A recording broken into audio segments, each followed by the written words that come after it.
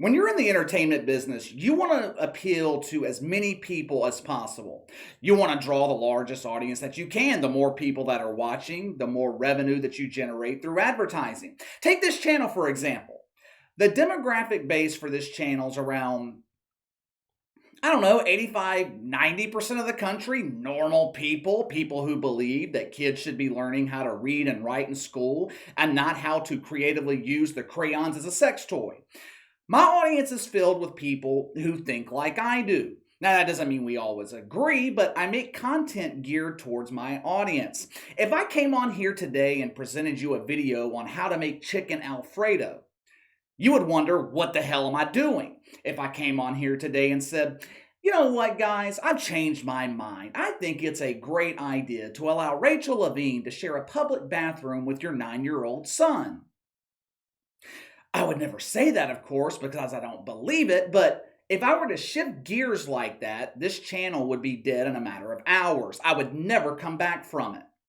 When you're in the business of entertaining people, one of the biggest factors you have to learn, you have to remain in touch with your audience. You have to know what your audience wants. You have to know what they expect from you.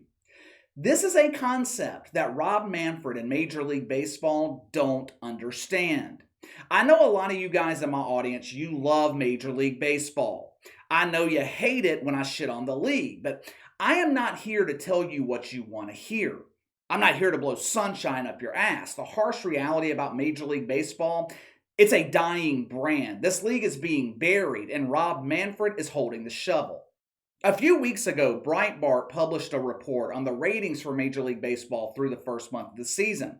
Now, like I've told you before, with the NBA, with Major League Baseball, they generally see a spike in ratings during the beginning of the season. Now, after that, television ratings, they'll settle in on the average. ESPN has reduced its coverage of Major League Baseball. It's strictly Sunday night baseball on ESPN now. No more Monday night coverage, no more Wednesday night baseball. This coming Wednesday, ESPN's airing the NHL playoffs instead of Major League Baseball like they have in the past. The last 2 weeks of April, only one nationally televised baseball game drew over 1 million viewers. It was actually Sunday Night Baseball, Brewers-Phillies, 1.1 million. That was down 1 million viewers from just last year. Outside of that one game, no other nationally televised baseball game managed to draw 300,000 viewers. Just think about that for a second. This is supposedly America's pastime. Keyword past, because that's where Major League Baseball's living, in the past. This was once the most popular sport in the country, a league that is rich with tradition and history. Right now, and I can't believe I'm about to say this, but if you judge it solely by television ratings, Major League Baseball is close to being at the same level popularity-wise as the WNBA. Trust me, I don't like saying that any more than you like hearing it. You guys know, I can't fucking stand the WNBA. Now, even though I don't watch baseball anymore, I still want the sport to succeed, but the ratings are what they are. There's just no other way to say it. Major League Baseball is in trouble. You want to appeal to as wide of an audience as possible, but at this point, Major League Baseball, they just need to recapture their core fan base. Let's define the average diehard baseball fan. I did some research to pull the demographics of the hardcore baseball fan. Baseball has the oldest audience of any major sport. Average fan, 57 years old. Over 60% of the audience over the age of 35. 62% identify as Republican or independent politically. 38% identify as Democrat. But if I had to guess, of that 38%, only 10% would identify as woke. Now, with this being the case, if you're Rob Manfred, who are you going to market the league around? Doesn't take Pythagoras to figure this out. You market to your conservative or independent fan base. These are the people spending money buying tickets. These are the people that used to watch you on television. We're seeing this right now with NASCAR. This weekend, NASCAR is going all out with the Americana, trying to appeal to their core audience. What is Major League Baseball doing? They're doubling down on the wokeness. Rob Manfred, He traded in the shovel for a backhoe. We have two separate incidents that were reported in the last 36 hours that can have a devastating impact on the core audience for Major League Baseball. First, let's go on to San Francisco. My God! It seems like we have talked about San Francisco every day this week. It has become the woke capital of America. They need to get some fucking sleep. They've been woke so long, they're living in a delusion. I guess Major League Baseball saw the NBA, the WNBA capitalizing on the shooting in Texas, using the tragedy to promote the woke agenda.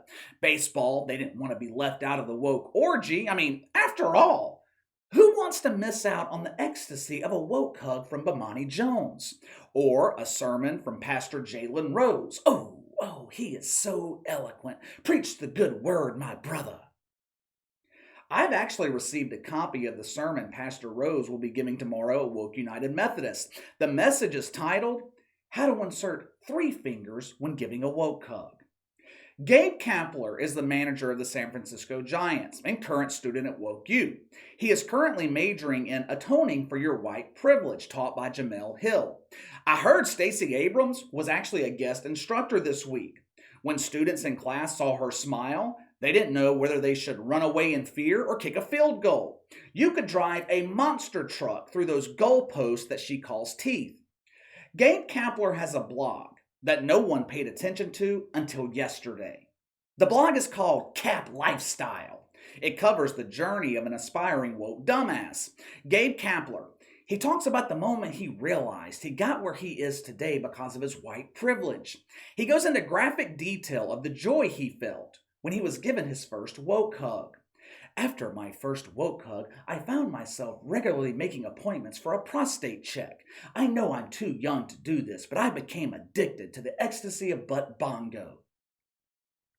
Yesterday, he published his term paper to Woke U, explaining why his conscience would no longer allow him to stand for the national anthem. Like other figures in sports, Gabe Kapler, he's taking a national tragedy and making it all about himself. If you don't want to be on the field for the national anthem, fine, that's your right to do so. But why the fuck do you need to announce it? I guarantee you, had Gabe Kapler just stayed in the locker room for the national anthem, no one would have noticed. But you guys know how social justice warriors operate. It's all about attention-seeking behavior. Gabe Kapler couldn't allow his protest to go unnoticed. So he writes a soliloquy on his blog that no one reads, and he has his publicist blast it to the mainstream media. Like the rest of the woke shitfucks, Gabe Kapler, he claims to be taking this stand in the name of protecting our children. Oh, it's all about the kids. We have to protect our innocent little children. Oh, really? Really? Then someone please explain to me how the Detroit Tigers are protecting children. Detroit, they have been ripping off their fan base for over a century. They have made the playoffs 16 times in 118 years. They haven't made the postseason since 2014. They're already 12 games under 500 this season. And now they have found a new way to fuck their fan base. They are siphoning money made from ticket revenue and giving it to the Trans Sisters of Color Project and the Ruth Ellis Center. Now, what did these groups accomplish with generous donations from the Detroit Tigers?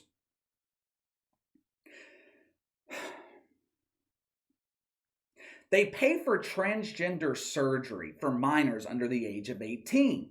They also fight for the rights of trans youth. Correct me if I'm wrong, but I was unaware that children had rights. I'm pretty sure those rights belong to the parents.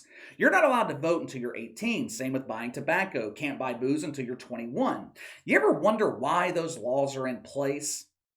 Because kids don't have the capability to make sound decisions for themselves. That's why they have parents, mom and dad. They make decisions for them.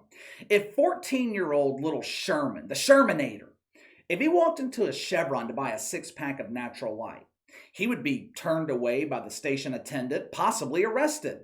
But if Sherman walked into the doctor's office and asked the doctor to whack off his wang, the doctor would ask Sherman what size breast he prefers. Groups like the Ruth Ellis Center, they want all of that to happen without parental consent. Now, you tell me how the fuck that protects children. They claim they want to protect children in school, but they don't want armed police officers or armed teachers. According to the logic of a woke dumbass, the best way to protect schools is to take away guns from law-abiding citizens and defund the police. That way, all the mentally ill lunatics can have guns, chaos can ensue across the country, and who would the population run to for help to put an end to the violence?